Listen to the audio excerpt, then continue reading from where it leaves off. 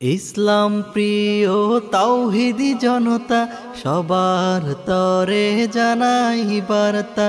ইসলাম প্রিয় তাওহীদি জনতা সবার তরে জানাই বার্তা। দাওয়াত রাহমাতুল্লাহ নিয়মিত কোন নুরানি চ্যানেলের পক্ষ থেকে সকলকে জানাই আন্তরিক শুভেচ্ছা। আসসালামু আলাইকুম ওয়া রাহমাতুল্লাহি ওয়া বারাকাতুহু।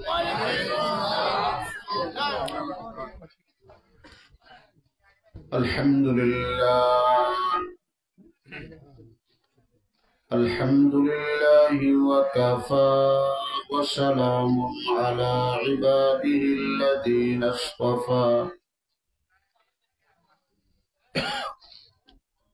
وبعد فأعوذ بالله من الشيطان الرجيم. بسم الله الرحمن الرحيم. كانوا قليلا من الليل ما يهجعون وبالأسحار هم يستغفرون. وقال رسول الله صلى الله عليه وسلم: إن في الجنة لغرفا يرى ظاهرها من باطنها وباطنها من ظاهرها أعدها الله لمن ألان الكلام وأطعم الطعام وصلى بالليل والناس نيام. وقال النبي صلى الله عليه وسلم: أفضل الصلاة بعد المكتوبة صلاة في جوف الليل. وقال النبي صلى الله عليه وسلم: إذا ظهرت البدع والفتن وسبت أصحابي فليظهر العالم علمه وإن لم تفعل فعليه لعنة الله والملائكة والناس أجمعين. صدق الله العظيم وصدق رسوله النبي الكريم. اللهم صل على محمد وعلى آل محمد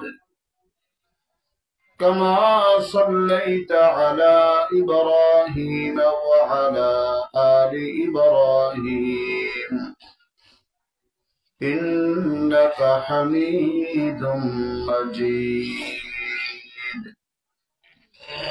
اللهم بارك على محمد وعلى آل محمد كما باركت على إبراهيم وعلى آل إبراهيم إنك حميد مجيد.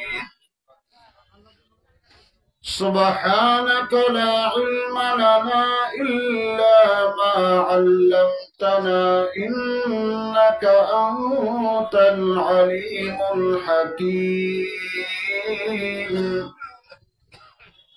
رب اشرح لي صدري ويسر لي أمري واحلل عقدة من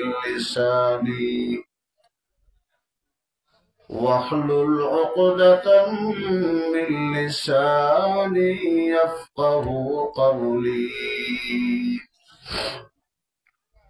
हम بعلم خیش ذات خیش را بستودی اولا تنزیل را الحمدللہ گفتئی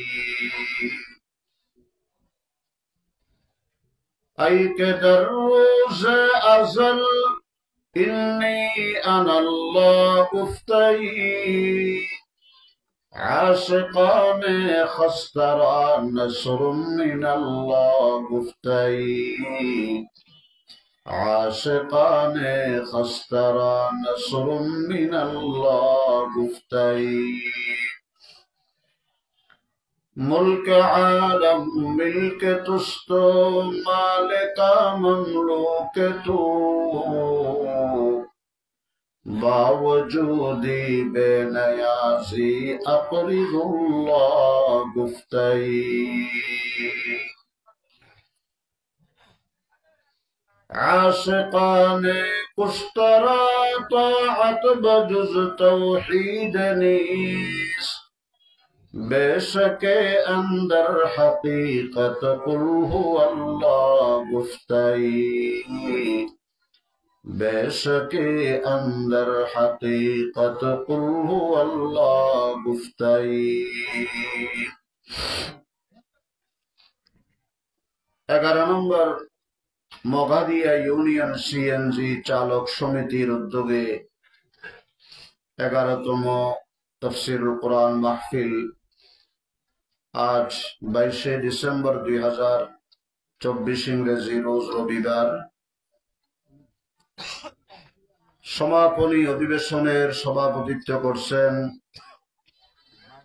হযরত মাওলানা সিরাজুল ইসলাম সাহেব আতালাল্লাহু বাকাহু বারাকাল্লাহু ফি হায়াতি মুহতামিম আবু তুরাব হামিউস সুন্নাহ নুরানি মাদ্রাসা ও হিফজখানা মঞ্চ উপবিষ্ট আছেন বর্তাকিয়া জাহিদিয়া দাখিল মাদ্রাসার সম্মানিত সুপার নুরানি তালিমুল কোরআন বোর্ড চট্টগ্রাম বিভাগের সম্মানিত সেক্রেটারি জেনারেল মুহতারামুল মাকাম ওয়াজিবুল ইহতিরাম হযরত মাওলানা আলাউদ্দিন সাহেব দামাত বারাকাতুহুম মঞ্চ উপবিষ্ট হযরত উলামায়ে কেরাম মুরব্বিয়ানে আযম বিরাদরান ইসলাম বিশেষ করে এই বাজারের সম্মানিত ব্যবসায়ী বৃন্দ সিএনজি চালক সমিতির সকল সদস্যবৃন্দ যুবক তরুণ কিশোর ভাইরা এবং পর্দানসীন সম্মানিতা মা ও বোনেরা পবিত্র কোরআনুল কারীম একটি সুপ্রসিদ্ধ আয়াত এবং বিশ্বনবী মহানবী হযরত রাসূলুল্লাহ সাল্লাল্লাহু তাআলা আলাইহি ওয়াসাল্লাম থেকে বর্ণিত কয়েকটি হাদিস শরীফ আমি আপনাদের সামনে পাঠ করেছি।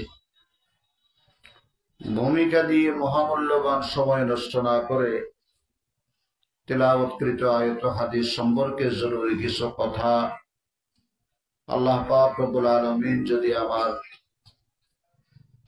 এই গোলাম থেকে বের করে আপনারা যদি অন্তরের কানে আমলের নিয়তে শুনেন, আল্লাহ রাব্বুল আলামিন সবাইকে আজকের এই মাহফিলের আয়োজক, শ্রোতা, বক্তা, মেহমানদারি যারা করেছেন, যারা বিভিন্ন অতিথি বৃন্দ এসেছেন, সবাইকে আল্লাহ কবুল ও মঞ্জুর করেন। সবাই বলে আমিন।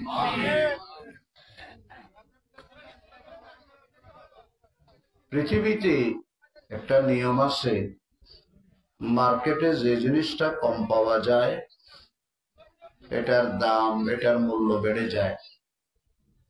কিছুদিন পূর্বে কাঁচামরিচ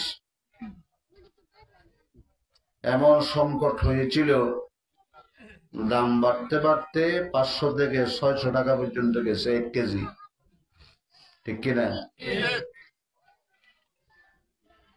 এটা দুনিয়ার নিজাম, দুনিয়ার নিয়ম। এই পৃথিবীটা হলো জান্নাত কিনার বাজার। এখানে দুটা আমল আমাদের কাছ থেকে খুব কম পাওয়া যায়, যেগুলো সাহাবায়ে কেরামের কাছে বেশি পাওয়া যায়। এই জন্য আফজালুন নাসি বা'দাল আম্বিয়া, নবীদের পরে পৃথিবীর শ্রেষ্ঠ মুমিন হলেন নবীর সাহাবায়ে কেরাম। কোরআনে মাজিদে 750টা আয়াতে আল্লাহ পাক রব্বুল আলামিন সাহাবায়ে কেরামের প্রশংসা করেছেন। তাদের মধ্যে দুটা আমল সবচেয়ে পরিপূর্ণ পূর্ণাঙ্গ পাওয়া গেছে। একটা আমলের নাম হলো হুব্বুর রাসূল সাল্লাল্লাহু আলাইহি ওয়াসাল্লাম, আর একটা হলো কিয়ামুল লাইল। নবীজির মুহাব্বত, নবীজির ভালোবাসা, রাহমাতাল লিল আলামিন আল্লাহ পাক জগতে পাঠাইছেন। তিনি পুরা জগৎবাসীর জন্য রহমত ছিলেন। আর যেগুলো আমরা দেখি এগুলো জাতির জন্য রহমত নিয়ে আসতে পারেনি। এই দেশে, এই পৃথিবীতে অনেক বিপ্লব হয়েছে, অভ্যুত্থান হয়েছে, অনেক সংগ্রাম, অনেক কোরবানি, স্যাক্রিফাইস, ত্যাগ তিতিক্ষার মাধ্যমে আমরা এই পর্যন্ত এসেছি। যারা বিপ্লবী ছিল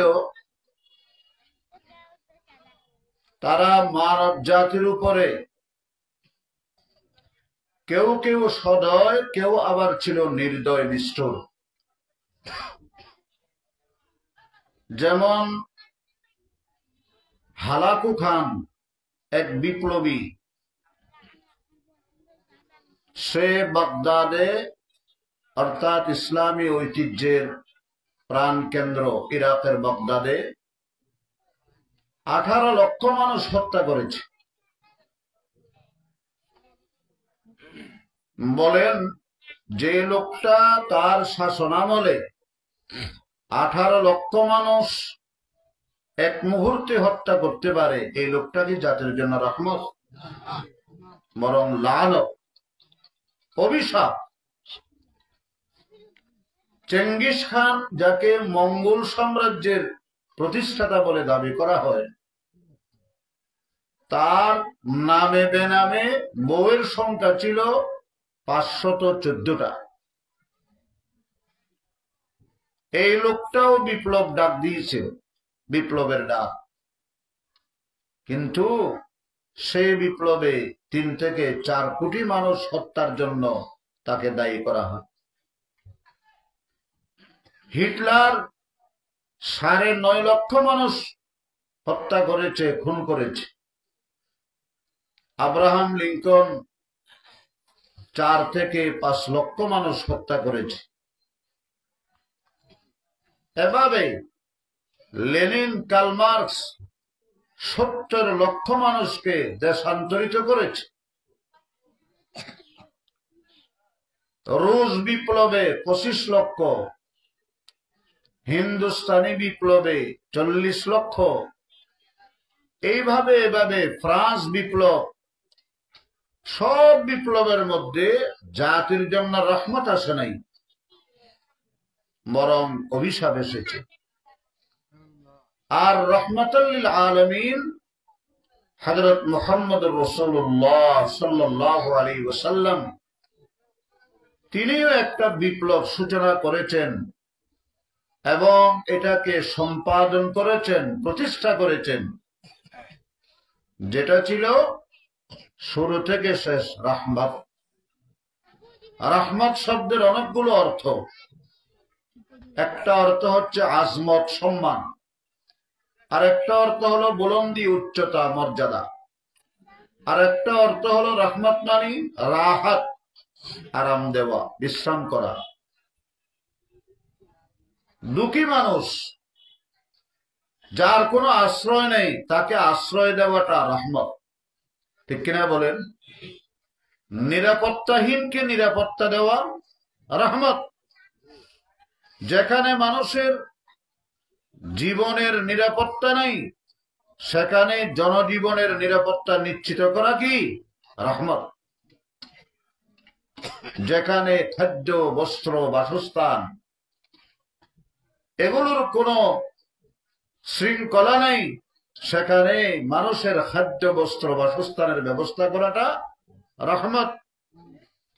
যেখানে জুলুম, অত্যাচার ও বিচার অনাচার, সেখানে ইনসাফ প্রতিষ্ঠা করাটা রহমত। ঠিক কিনা বলেন? যেখানে পোশাক স্বাধীনতার নামে বেপরদগি, অশ্লীলতা, বেহায়াপনা, নির্লজ্জতা, সেখানে শরীয়তের পর্দা অনুশীলন করাটা রহমত। মুহতারাম হাজিরিন, নবী করিম সাল্লাল্লাহু আলাইহি ওয়াসাল্লামের এই বিপ্লবের, ইনকিলাবের পলিসি ছিল, কর্মপন্থা ছিল, পদ্ধতি ছিল আপসের মধ্যে মোহাব্বত সৃষ্টি করা। সুবহানাল্লাহ বলেন। পৃথিবীতে যত শক্তিশালী রাস্তা আছে, মনে করেন মোহাব্বতের চাইতে শক্তিশালী আর কোন রাস্তা নেই, আর কোন পথ নেই। সবচেয়ে তাকতওয়ার রাস্তা হলো মোহাব্বতের রাস্তা। মুহাম্মাদুর রাসূলুল্লাহ والذين معه أشداء على الكفار رحماء بينهم। নবীজি এবং তার সাহাবায়ে কেরাম তারা ছিলেন বাতিলের বিরুদ্ধে লড়াকু সৈনিক, অত্যন্ত কঠিন, কঠোর, আপসের মধ্যে রহমাউ বাইনাহুম, দয়া, মায়ার সাগর, ভান্ডার, সম্প্রীতি, আপসের মধ্যে ভ্রাতৃত্বের বন্ধন। আল্লাহু আকবার, আল্লাহু আকবার।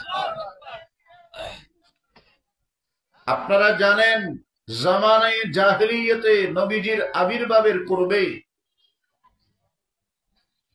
একজনের ঘরের পানি আরেকজনের ঘরে গেছে, ধরেন বাইশা বাইশা গেছে, উঠান দিয়ে গেছে, বা কোন প্রবাহিত নদী দিয়ে গেছে, বা প্রবাহিত নহর দিয়ে গেছে, এটার জন্য তারা 300 বছর যুদ্ধ করেছে।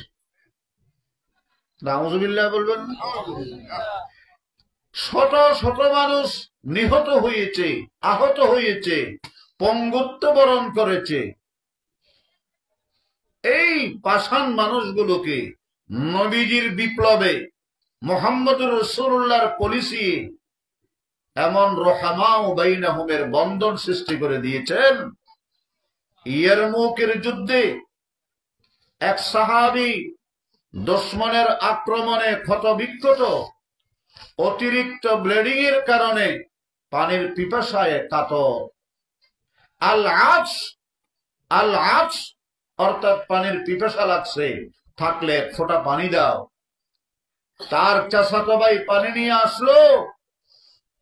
যে মুহূর্তে মুখে দিয়ে পান করবে, কানে আওয়াজ আসলো, পার্শ্বে আরেকজন বলে আল আছু, অর্থাৎ আমারও পানির পিপাসা লাগছে। এনে আস্তে করে মুখটা বন্ধ করে ইশারা করে বলে, আমি অনেকটা ভালো আছি, আমার মুসলমান ভাই আমার চাইতে আরো বেশি পিপাসার্থ, তারে পানি পান করা। সুবহানাল্লাহ বলে। ওরা যারা সামান্য একটা ভিটার পানি আরেক ভিটায় গেলে 300 বছর যুদ্ধ করছে। গরজ দুনিয়া কি চারোं সম अंधेरा ही अंधेरा था, निशाने नूर गुमता और जुल्मत का बसीरा था। हकीकत की खबर देने बशीर आया, नज़ीर आया, शहिंशाही ने जिसके कदम चूमे वो फकीर आया। अल्लाहु अकबर बोले। সারা পৃথিবীর রাজা, বাদশাহ, জেনারেল, সম্রাট যার কদমের ধুলা নেওয়ার জন্য স্থির, তিনি হলেন মুহাম্মদুর রাসূলুল্লাহ সাল্লাল্লাহু আলাইহি ওয়াসাল্লাম। মুবারকুহু জামানে কো কে খতমুল মুরসলি আয়া, সাহাবে रहने बनकर रहमतल लिल आलमी आया। মুহাম্মদুর রাসূলুল্লাহ সাল্লাল্লাহু আলাইহি ওয়াসাল্লাম। আজকে অনেকে বলে, বিশেষ করে সংখ্যালঘুরা বলে মুসলমানরা সাম্প্রদায়িক। আরে ভাই, তোমাদের সম্প্রীতির জন্য, তোমাদের অধিকার নিশ্চিত করার জন্য, তোমাদের পাওনা সকল ধরনের সুযোগ সুবিধা, ন্যায্য অধিকার নিশ্চিত করার জন্য আল্লাহ রাসূল যে ভূমিকা রেখেছেন, কিয়ামত পর্যন্ত তোমাদের ওই রকম একজন দরদি, মায়াবী, রহমতের ভান্ডার তোমাদের দলে নয়, তোমাদের ধর্মে নয়, এই জগতে আর কাউকে পাইবে না, একমাত্র মুহাম্মদুর রাসূলুল্লাহ সাল্লাল্লাহু আলাইহি ওয়াসাল্লামকে পেয়েছো। কিন্তু নসিব তো খারাপ, কদর করতে পারো নাই। মদিনা মুনাওয়ারায় ইসলামী স্টেট কায়েম হয়ে গেল, ইসলামী খেলাফত প্রতিষ্ঠিত হলো। সবেমাত্র নবঘোষিত ইসলামী খেলাফতের আমিরুল মুমিনিনের পদে অধিষ্ঠিত মুহাম্মদুর রাসূলুল্লাহ সাল্লাল্লাহু আলাইহি ওয়াসাল্লাম সারা দুনিয়া থেকে 317টি প্রতিনিধি দল মদিনার ইসলামী রাষ্ট্র পরিদর্শনে আসে। নবীজির ঘরে দরজা নাই, জানালা নাই, ছাদের উপরে খেজুর পাতার ছাউনি, মাসের পর মাস যায়, চুলায় আগুন জ্বলে না। এই মুহূর্তে আসছে প্রতিনিধি দল, এদেরকে বসতে দিবে কোথায়? আল্লাহ রাসূলকে বলা হলো, নবীজি বললেন, তারা যেহেতু আমার মেহমান, এদেরকে সর্বোচ্চ সম্মানিত জায়গায় বসার ব্যবস্থা করো। সুবহানাল্লাহ। ও মুসলমান, এগুলোর থেকে আমাদের শিক্ষা নেওয়ার আশা নেই। আজকে আমরা নিজেকে মুসলমান দাবি করি, আর এক মুসলমান ভাইয়ের রক্ত না ঝরাইলি আমি ক্ষান্ত হই না। তার রক্তাক্ত, তাকে হত্যা, তাকে যতক্ষণ পর্যন্ত দুনিয়া থেকে শেষ করে দিতে পারে নাই, এতক্ষণ আমার মুখে হাসি নেই। হায়ানার চাইতে বেশি মারাত্মক হয়ে গেছি আমরা এখন। ইনসানিয়তের গণ্ডি থেকে বের হইয়ে হাইওয়ানিয়ত, পশুত্ব, বহিমিয়ত, চতুষ্পদ জানোয়ার, সাবঈয়ত, হিংস্র প্রাণীর চাইতে আরো নিকৃষ্ট দরজায় চলে আসছে। অথচ আমরা ছিলাম আহসানে তাকবীম, আল্লাহর সৃষ্টির সর্বসুন্দর, সবচেয়ে রূপ গুণ, আরশ আজিমের আশেপাশে বসবাসরত, চতুর্দিকে ফেরেশতার অবস্থান, নবীদের রূহ, সেখানে আমাদের রূহ স্থান ছিল, আমাদের রূহ ওখানে ছিল। ওই আহসানে তাকবীম, আল্লাহর সৃষ্টির সেরা সুন্দর সাজ দিয়া, কাঠামো দিয়া, অবয়ব দিয়া, স্ট্রাকচার দিয়ে আল্লাহ আমাদেরকে সৃষ্টি করেছিলেন। কিন্তু আমাদের স্বভাবগত কারণে আমরা চলে আসছি আসফালুস সাফিলিন, যার নিচে নিচ নেই, হিংস্রতা, দরিন্দার হাসরত, চতুষ্পদ জানোয়ার, হাইওয়ান, এই সব গুণাগুণ আমার জন্য চলে আসছে। মুহাম্মদুর রাসূলুল্লাহ সাল্লাল্লাহু আলাইহি ওয়াসাল্লাম বললেন, তাদেরকে ভালো জায়গায় বসার ব্যবস্থা করো। সুবহানাল্লাহ বলেন। এক সাহাবী বললেন, হুজুর, খেজুর বাগানের ভিতরে মোটামুটি একটা পজিশন আছে, ওখানে বসতে দিই। নবীজি বললেন, না, আরো ভালো জায়গা দেন। আরেকজন সাহাবী বললেন, হুজুর পাহাড়ের নিচে পাদদেশে মোটামুটি কিছু ফাঁকা জায়গা আছে, ওখানে বসতে দিই। নবীজি বললেন, না, আরো ভালো জায়গা দেব। হুজুর এর চাইতে আর ভালো জায়গা কোথায় পাবো? আপনি সদ্য ইসলামী রাষ্ট্র কায়েম করেছেন, আপনার না আছে কোনো রেস্ট হাউস, না আছে গেস্ট হাউস, না আছে ডাক বাংলো, না আছে সার্কিট হাউস, আপনার ঘরের দরজা পর্যন্ত নেই, কোথায় বসতে দিব? নবী বললেন, বেলালকে ডাকো। ও বেলাল, এরা আমার মেহমান, এদেরকে নববী মসজিদে মদিনার দরজা খুলে দাও, ওখানে বসতে দাও। সুবহানাল্লাহ। তাদেরকে ওখানে বসতে দেওয়া হলো। সরকারে দো আলম তশরিফ আনলেন। সৌজন্য বিনিময়ের পরে তাদেরকে কিছু মেহমানদারি করলেন, খেজুর, রুটি, সবজি ইত্যাদি দিয়া। তারপরে বললেন, আমার কাছে যদি আপনাদের কোনো কিছু জানার থাকে, যেহেতু আপনারা প্রতিনিধি দল, কিছু জানার থাকলে আমাকে প্রশ্ন করতে পারেন। তারা বলে, হুজুর প্রশ্ন তো গাদা গাদা নিয়ে আসছিলাম, গাট্টি নিয়ে আসছিলাম, কিন্তু আপনার আতিথেয়তায় আমরা এমন মুগ্ধ হয়েছি, আপনার আচরণে এমন চমৎকার আচরণ আপনি আমাদের সাথে করেছেন, সব আমরা ভুলে গেছি।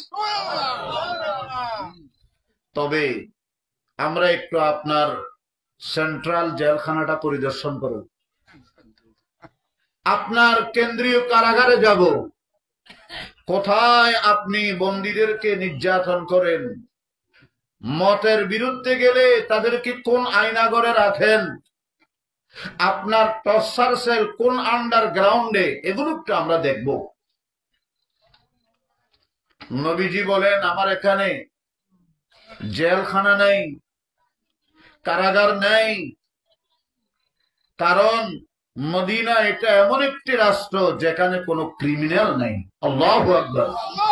এখানে কোনো ক্রাইম হয় না, অতএব এখানে জেলখানার প্রয়োজন হয় না।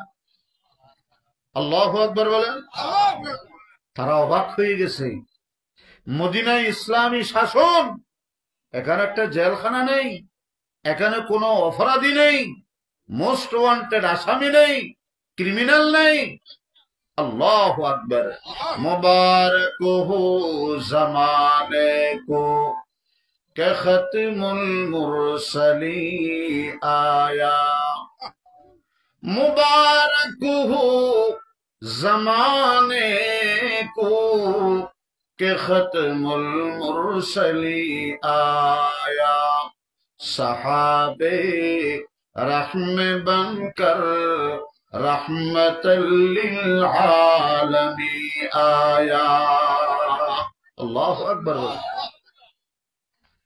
তারা নবীজির কাছে প্রশ্ন করে, হুজুর আল্লাহ পাক নাকি উতীতু ইলমাল আউয়ালিন ওয়াল আখিরিন, পূর্ব পরবর্তী সমস্ত ইলম আল্লাহ আপনাকে আল্লাহর কুদরতি পক্ষ থেকে সিনার ভিতরে ঢুকিয়ে দিয়েছেন। আপনার কাছে আল্লাহর জানানো কোনো অজানা বিষয় নাই। আমরা আপনার কাছে প্রশ্ন করি, এই যে চাঁদের গায়ে একটা দাগ দেখা যায়, এটা কিসের দাগ? কেউ বলে আমাদের মধ্যে ওখানে একটা বট গাছ, কেউ বলে বুড়ি বসে বসে সুতা কাটে। নবীজি বলেন, এই চাঁদের দাগটা হলো জিবরাইল আলাইহিস সালামের আঘাতের দাগ। সুবহানাল্লাহ। আঘাতটা কেন করলেন? ওয়াজআলনাল লাইলা ওয়ান নাহারা আয়াতাইন فمحونا آية الليل وجعلنا آية النهار مبصرة لتبتغوا فضلا من ربكم ولتعلموا عدد السنين والحساب وكل شيء فصلناه تفصيلا। আল্লাহু আকবার। আল্লাহু আকবার। আল্লাহ পাক সূর্য চন্দ্র দুটোটাকে সৃষ্টি করার পর দোনোটার কিরণ, তেজ, গরমি সমান ছিল। আল্লাহ পাক বললেন, হে জিবরাইল, যাও চাঁদের গায়ে একটা আঘাত করে আসো, কারণ চাঁদের তাপ যদি সূর্যের মতো হয় তাহলে আমার বান্দারা তো রাতে ঘুমাইতে পারবে না, কষ্ট হবে।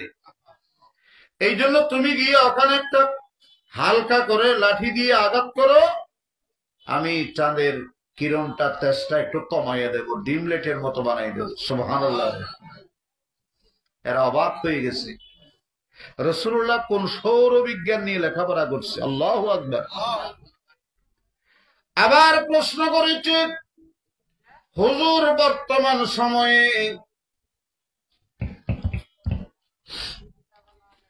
আওয়াজটা ক্লিয়ার হচ্ছে না, যাইতেছে না, এটা বারবার ধাক্কা দিয়ে সামনে আসতেছে, উনি তো নাই, দিয়ে চলে গেছে। আল্লাহর উপর তাওয়াক্কুল করি। সব জায়গায় তাওয়াক্কুল চলে না। হ্যাঁ, সব জায়গায় তাওয়াক্কুল চলে না। বসে থাকতে হয় পাশে। ওনারা তো আমাদের চাইতে অনেক উপরে ডিগ্রি ওনাদের। 2 নম্বরের প্রশ্ন, হার্টের রোগ, কার্ডিয়াক অ্যারেস্ট। বলেন, হৃদরোগে আক্রান্ত হয়ে ইন্তেকাল করলেন, সকালে সুস্থ, দুপুরে দেখা গেছে লাশ। এই হার্টের রোগের জন্য হুজুর সবচেয়ে উপকারী ঔষধ কি বলতে পারবেন? নবীজি বলেন তালবিনা। কি নাম? অর্থাৎ আপনারা জেনে রাখবেন, আল্লাহ রাসূলের হাদিস, আত-তালবিনাতু মুজিম্মাতুল লিফওয়াদিল মারিস ওয়া তুযহিবু বিবাযিল হুজনি। তালবিনা মানে যে দুধের মধ্যে স্বর নাই, এই স্বরবিহীন দুধ খাঁটি মধুল্যকে মিশাইয়া রাতের বেলায় খেয়ে নিবেন। এইভাবে আমল চলতে থাকবে, ইনশাআল্লাহ হার্টের রোগ আল্লাহ পাক সম্পূর্ণভাবে ভালো করে দিবেন। এটা রাসূলের হাদিস, তিরমিজি শরীফে আছে, আত-তালবিনাতু মুজিম্মাতুন লিফওয়াদিল মারিজি ওয়া তুযহিবু বিবাযিল হুজনি।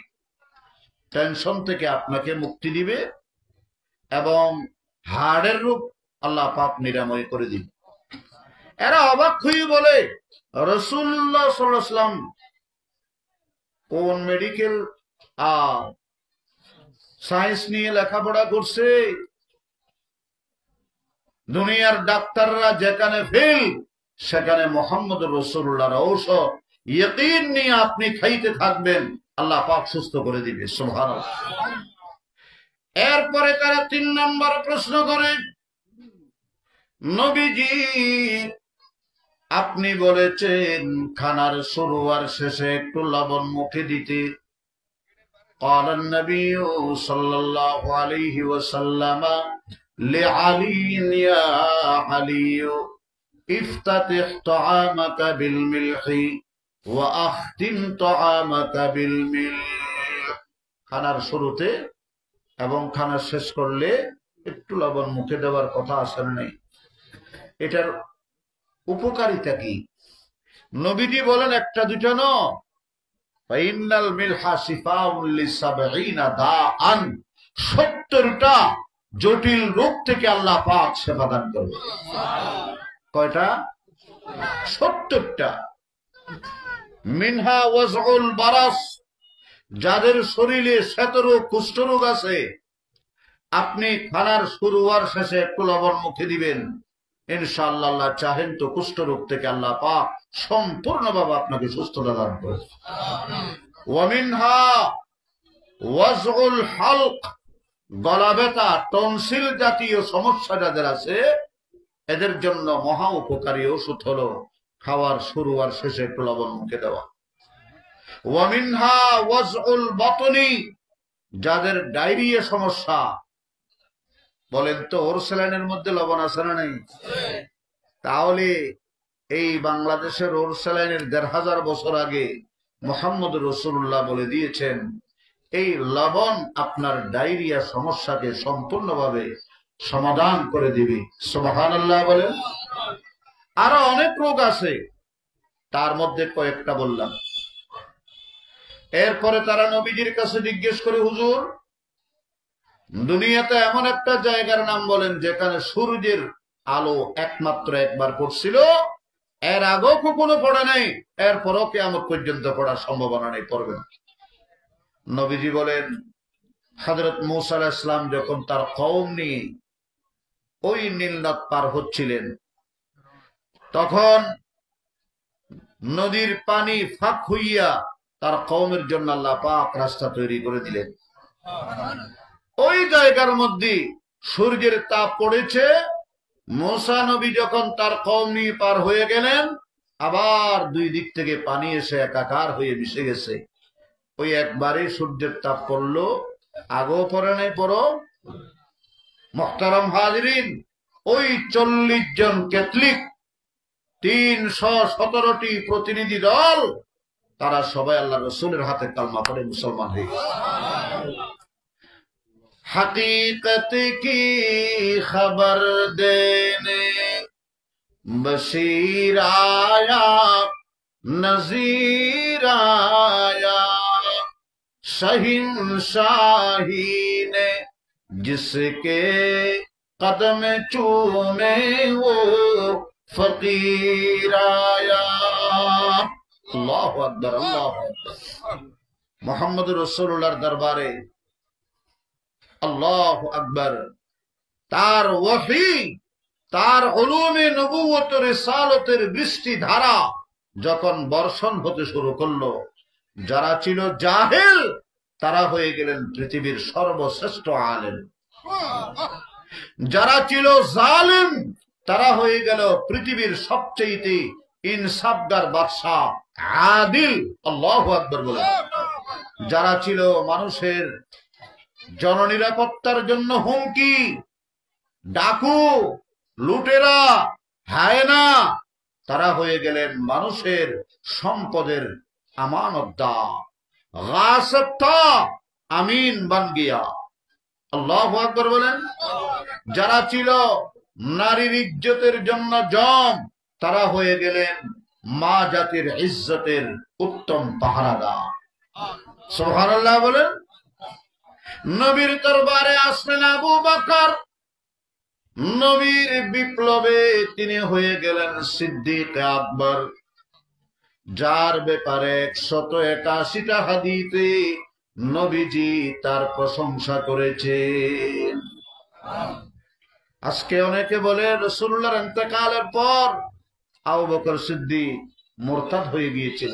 নাউজুবিল্লাহ বলেন।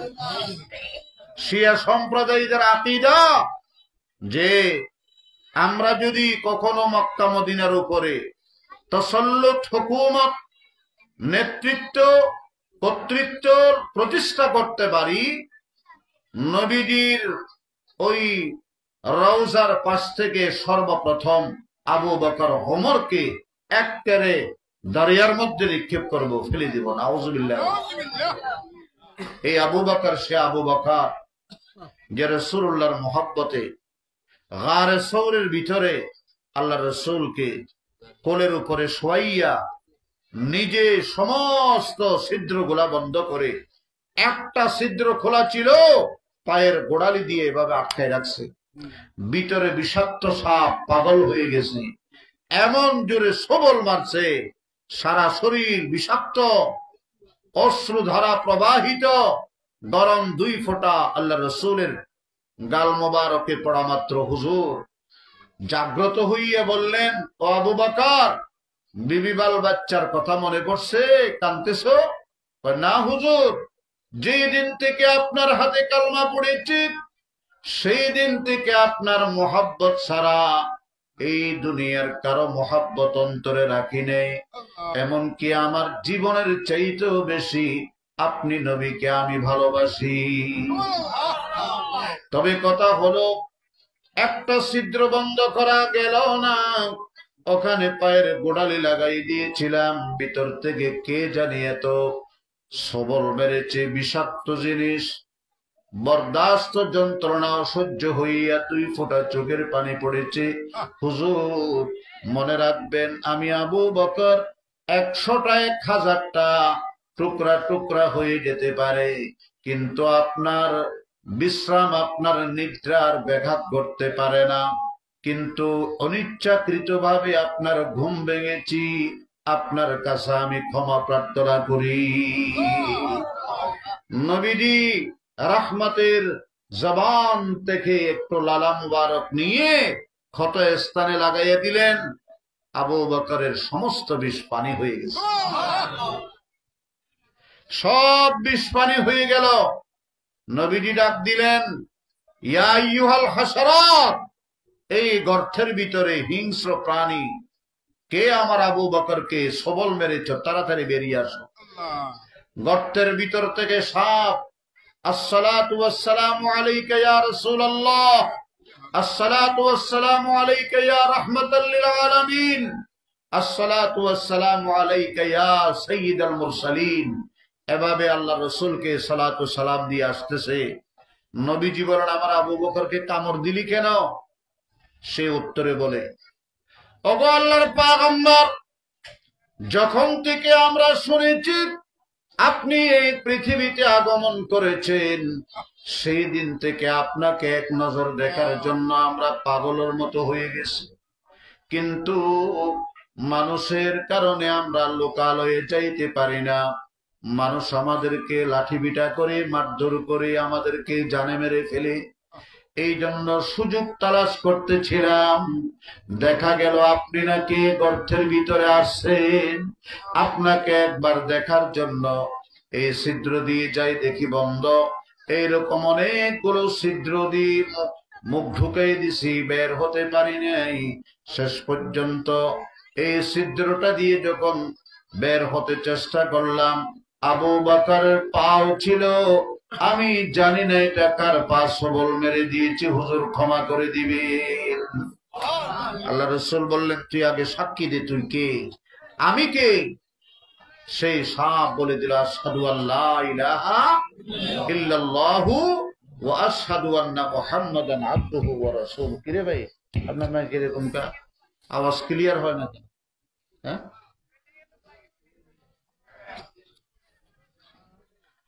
সম্মানিত হাজিরিন, আসলেন ওমর। আবু বকর সিদ্দিক রাদিয়াল্লাহু আনহু সম্পর্কে নবীজি বলেন, লাউ উযিনা ঈমানু আবী বকরিন বিঈমানি আহলিল আরদি লারাজাহাতুম।